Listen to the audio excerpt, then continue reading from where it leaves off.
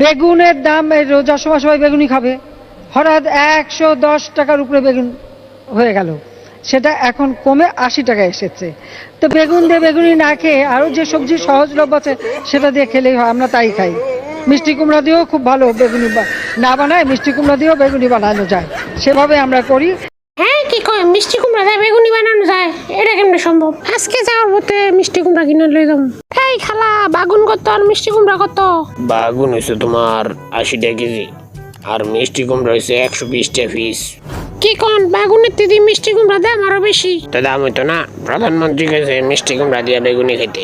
মিষ্টি কুমড়া দিয়ে এখন সেলিব্রিটি সবজি। কি আর করার, ইফতারিতে বেগুনি তো খাইতে হইব। দেন একটা মিষ্টি কুমড়া দেন।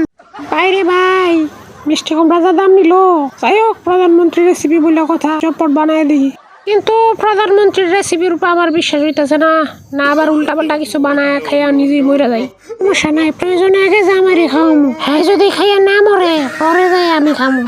কারণ প্রধানমন্ত্রীর এই রেসিপির উপরে আমার একটু বিশ্বাস হইতেছে না। না আবার এটা খাওয়ায় অকালে জামাই রাড়াই। A few moments later. আমি বেগুনি খাইতাম না। এই খাইতি না মানে তুই খাবি, তোর বাইরে খাবো। তুই আগে না খেলে আমি খামু কেমনে? তুই আগে খাই যদি না মরস আমিও খামু।